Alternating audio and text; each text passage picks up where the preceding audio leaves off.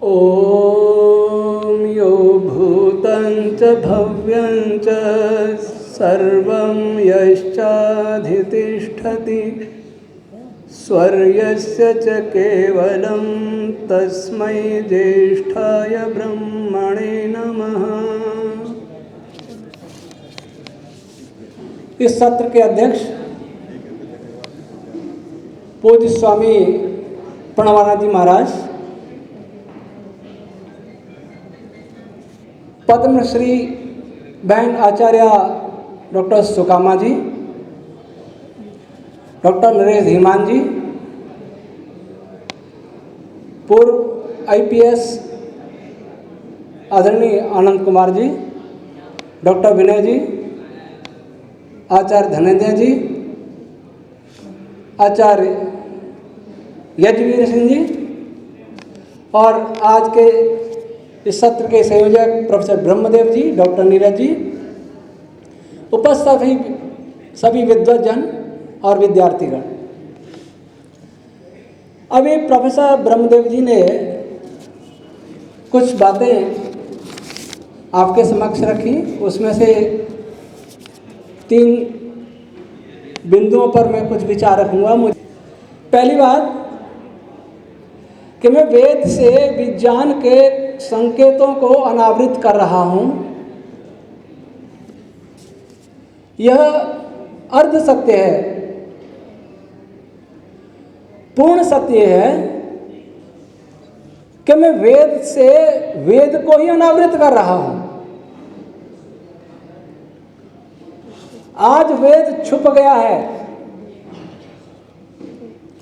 ऋषि दयानंद ने क्या कहा था? वेद सब सत्य विद्याओं का पुस्तक है, अर्थात वेद विज्ञान का ही ग्रंथ है।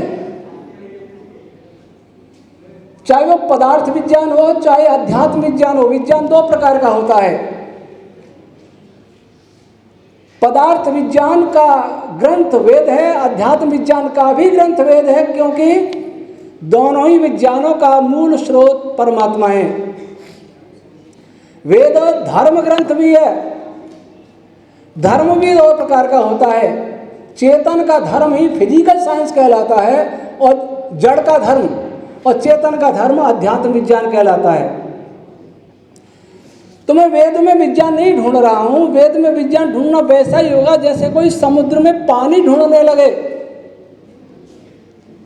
संपूर्ण वेद सब सत्य विद्याओं का पुस्तक है, संपूर्ण वेद, और सब सत्य विद्याओं का, केवल सत्य विद्याओं का नहीं।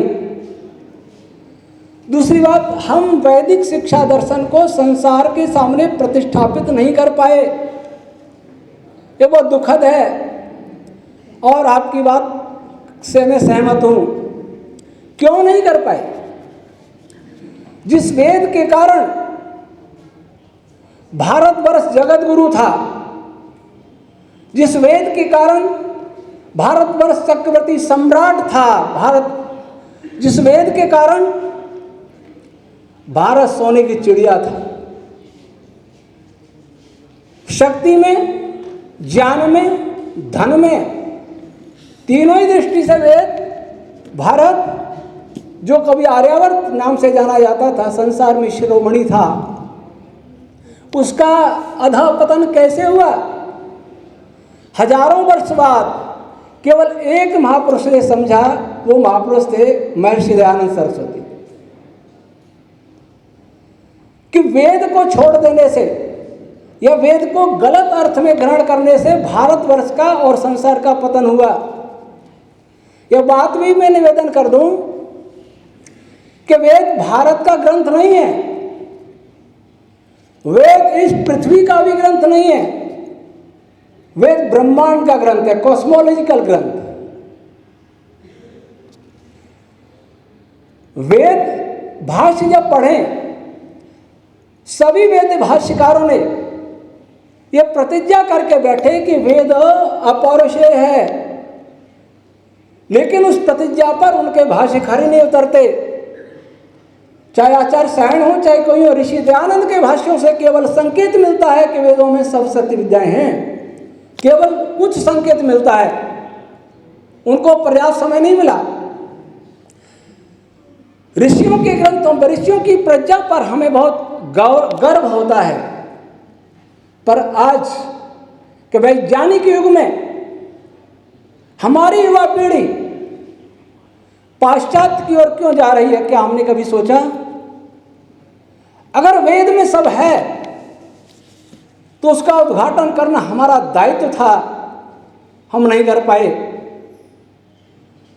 हजारों वर्ष तक केवल कर्मकांडों का ग्रंथ बन के रह गया था। यज्ञपरक भाष्य किए गए थे। ऋषि दयानंद ने सबसे पहले बताया कि वैदिक पद, सभी वैदिक पद यौगिक हैं। और महर्षि यास्क भी ये कहते हैं, और निरुक्त शास्त्र का उद्देश्य यही था कि वैदिक पदों का निर्वचन करके अनंता वै वेदा, देवराज इंद्र के इस कथन को साक्षात किया जाए। लेकिन हम ऐसा नहीं कर पाए। क्यों नहीं कर पाए? वेद में से हमने कोई भी विज्ञान प्रकाशित नहीं किया। ऋग्वेद आदि भाष्य भूमिका में ऋषि दयानंद ने कुछ संकेत किए, और जब वो वेद भाष्य करने बैठे तब उन्होंने लिखा कि जिस दिन मेरा वेद भाष्य प्रकाशित होगा तो भूमंडल में सूर्य जैसा प्रकाश हो जाएगा, जिसे मैत्री और ढांपने का सामर्थ्य किसी का नहीं होगा। लेकिन ऐसा नहीं हुआ। हमारे घरों में मैकाले बैठा है, हमारे बच्चों में मैकाले बोल रहा है, और मैकाले के बिना हम चल नहीं सकते, मैकाले के बिना देख नहीं सकते। ऐसी स्थिति हमारी बनी हुई है। साइंस और टेक्नोलॉजी के प्रवाह में हमें भूल गए कि भारत की भी टेक्नोलॉजी इतनी उच्च स्तर की थी जो आज नहीं है। चाहे वो त्रेता की टेक्नोलॉजी हो, चाहे द्वापर की हो, चाहे सतयुग की हो, आज हम आर्यों को, आर्य अर्थात वेद पर विश्वास करने वालों को भी विश्वास नहीं रहा कि हमारे पास ऐसी टेक्नोलॉजी भी थी। देवों की टेक्नोलॉजी पर विश्वास नहीं रहा, ऋषियों की टेक्नोलॉजी पर विश्वास नहीं रहा, असुरों की टेक्नोलॉजी पर विश्वास नहीं रहा। इसलिए हम लोग पश्चिम की टेक्नोलॉजी से अभिभूत हो गए, और इस अभिभूत होने से हमने अंग्रेजों का भरपूर स्वागत इस देश में किया। और उनके जाने के बाद और भी अधिक गुलाम हुए। आज सारा देश बौद्धिक दास्ता की बेड़ी में जकड़ा हुआ है।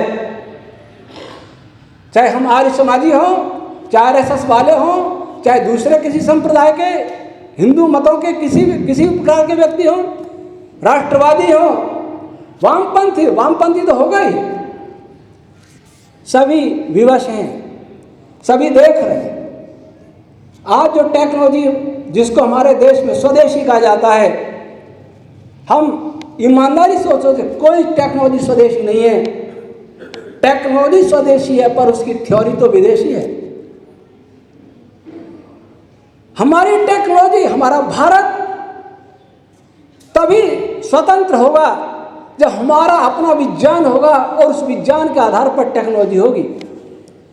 वेदों का विज्ञान होगा, ब्राह्मण ग्रंथों का विज्ञान होगा, दर्शनों का विज्ञान होगा, निरुक्त का विज्ञान होगा। इस दृष्टि से हमने विचार किया। ये बात भी मैं निवेदित कर दूं कि टेक्नोलॉजी और विज्ञान में बहुत अंतर है। टेक्नोलॉजी को विज्ञान बताने का षड्यंत्र पूंजीपतियों की देन है। पूंजीपतियों ने शुरू किया। टेक्नोलॉजी सदैव पूंजीपतियों के हित में होती है, आम जनता के हित के लिए नहीं होती।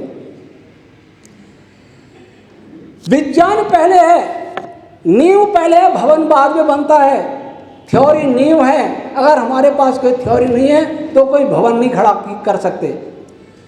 आप नोबेल पुरस्कार विजेताओं की सूची देखें, सारे नोबेल पुरस्कार विजेता लगभग थ्योरेटिकल में ही उनको नोबेल मिला होगा। मैं फिजिक्स की बात कर रहा हूँ। तो कोई हमसे पूछता है टेक्नोलॉजी नहीं बनाई, मैं थ्योरेटिकल हूँ। हम एक ऐसी शिक्षा दें, ऐसा विज्ञान दें संसार को जो केवल वेदों और आर्ष ग्रंथों पर आधारित हो। टेक्नोलॉजी बनती रहेगी, सैकड़ों साल लगते हैं इस बनने में। एक थ्योरी तो दें, वो हम नहीं दे पाए। किसी देश की शिक्षा, अगर देश को रेल माने तो शिक्षा उसकी पटरी है। ये मैं अक्सर क्या करता हूं, पटरी जिधर जाएगी रेल उधर ही जाएगी। कोई भी सरकार आ जाए, कोई ड्राइवर आ जाए, गाड़ी बदल नहीं सकता, लाइन नहीं बदल सकता। ये पटरी मैकाले की बिछाई हुई है। अभी इस देश में 100 विदेशी यूनिवर्सिटी के कैंपस आ रहे हैं। क्या इस बात की गारंटी है कि वो विदेशी यूनिवर्सिटीज अपने देश की अपसंस्कृति को यहां नहीं लाएंगी? ये जो मैकाले की शिक्षा ने हमें पूरा अंग्रेज बना दिया, जो 700 वर्ष मुसलमानों की तलवार नहीं बना सकी, 200 वर्ष के अंग्रेजों ने हमारे दिमाग को बदल दिया। हमारे मस्तिष्क में सेंध लगा दी, चोरी कर ली हमारी मस्तिष्क में, डाका डाला है उन्होंने, संपत्ति लूटी, यहां के ग्रंथ लूटे, चुराए, और हमारी बुद्धि भी लूट के ले गए। हम बौद्धिक गुलाम बन गए। हमें विदेश में अपने बच्चों को पढ़ाने में गर्व अनुभव होता है। जब हमारा कोई विद्यार्थी विदेश में जाके सर्विस करता है तो हमें गर्व होता है। क्या यही देशभक्ति है? इसलिए वैदिक विद्वानों का कर्तव्य था और है कि वेद को वेद की दृष्टि से देखें, वेद को ब्राह्मण ग्रंथ की दृष्टि से देखें, वेद को निरुक्त की दृष्टि से देखें। लेकिन दुर्भाग्य इस बात का है कि निरुक्त जो रूढ़वाद से बचाने के लिए लिखा गया था महर्षि व्यास के द्वारा, क्या वैदिक पदों के कोई रूढ़ अर्थ न करे इसलिए लिखा गया था, वो निरुक्त भाष्य स्वयं रूढ़वाद का प्रमाण दे रहे। मैंने अत्रेय ब्राह्मण का वैज्ञानिक भाष्य किया, उसका नाम है वेद विज्ञान आलोक, 2800 पृष्ठ का ग्रंथ है, बहुत बड़े साइज है। इतना बड़ा ग्रंथ होते हुए 18 देशों में गया, और मेरा दावा शब्द ठीक नहीं लगता, मुझे विश्वास है कि वो वर्तमान भौतिकी के लिए 100 वर्ष रिसर्च की सामग्री दे सकता है।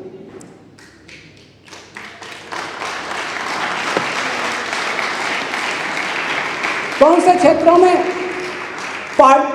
कॉस्मोलॉजी में, एस्ट्रोफिजिक्स में, क्वांटम फिजिक्स थ्योरी में, पार्टिकल फिजिक्स में, स्ट्रिंग थ्योरी में, प्लाज्मा फिजिक्स में 100 वर्ष की सामग्री दे सकता है।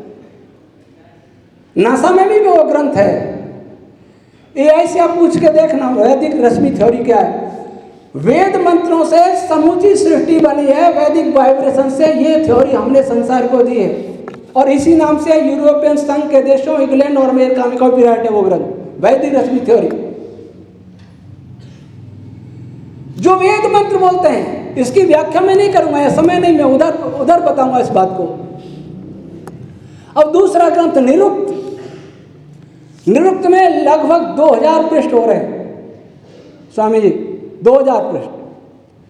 वो आधुनिक भौतिकी के लिए चैलेंज है निरुक्त भी। और अब तक डॉक्टर विनय जी, जो मेरे पास 8 भाष्य हैं, एक भी भाष्य संपूर्ण नहीं है। कुछ ने 2 अध्याय छोड़े हैं, कुछ ने 14वां अध्याय छोड़ा है, अस्पष्ट दुरु कह के, असंगत कह के। कुछ ने 14वें अध्याय के कुछ खंडों को छोड़ दिया है, कुछ ने खंडों में से कुछ पैराग्राफ छोड़ दिए, और कुछ ने कुछ वाक्य छोड़ दिए, कुछ ने कुछ पद छोड़ दिए। पहली बार ऐसा हुआ मेरी जानकारी में, क्योंकि मेरे पास 8 ही भाष्य हैं, मैंने संपूर्ण निरुक्त का भाष्य किया। मैंने इसरो के साइंटिस्टों को कहा था, वो मेरे शिष्य हैं प्रिय विशाल आर्य, उनकी पुस्तक पढ़ रहे कि निरुक्त जो आदित्ययान आप छोड़ रहे हैं, इसरो छोड़ रहा है, छोड़ा हुआ, आदित्ययान से अधिक जानकारी मेरा निरुक्त का भाष्य देगा। वो आ जाएगा 5-6 महीने में। तो मैंने इस दिशा में प्रयास किया कि संसार के विज्ञान के समक्ष वैदिक विज्ञान को खड़ा किया जाए। नहीं तो वैज्ञानिक क्या कहते हैं, एक वैज्ञानिक मुझे मिले अहमदाबाद में, वो कहें संस्कृत वाले चोर होते हैं, कठोर शब्द कहा था। मैंने कहा क्या हुआ? कि जो हम खोजते हैं, वो वेद में से दिखा देते, वेद में लिखा है। तब 2005 की बात है। मैंने कहा आपने जो नहीं खोजा वो इस पुस्तक में, जो आपने और जो आप जानते हैं उसका खंडन इस पुस्तक में, ये पढ़ के देखना। तो वेद को वेद की दृष्टि से देखें। वेद के आधार पर समूचे विश्व की शिक्षा व्यवस्था को बदला जा सकता है। धीरे धीरे उस पर टेक्नोलॉजी विकसित की जा सकती है, लेकिन इसके लिए सबको सामूहिक पुरुषार्थ करना होगा। मेरा भाष्य परंपरा के विरुद्ध लगता है। हाँ, रूढ़िवाद की जो परंपरा हजारों वर्ष से चल रही है, मैं उसके विरुद्ध हूं। परंपरा के विरुद्ध ऋषि दयानंद के भाष्य थे, इसलिए पौराणिकों ने नहीं माना। और ऋषि दयानंद की परंपरा बहुत कम समय मिला था उनको, एक जगह रह के भाष्य भी नहीं कर पाए। वर्तमान में जो परंपरा चल रही है, जो परंपरा बौद्धिक दास्ता को नहीं मिटा सकती, जो परंपरा वैदिक ज्ञान विज्ञान को विश्व में प्रतिष्ठा नहीं दे सकती, जो परंपरा आधुनिक साइंस के सामने खड़ी नहीं हो सकती, उस परंपरा को तोड़ने के लिए मैं खड़ा हूं। लेकिन वो वैदिक नहीं, वो मेरी परंपरा नहीं है। जब आप निरुक्त आए तो अवश्य उसे पढ़ें, देखें। आप सबका बहुत बहुत धन्यवाद। ओम शम।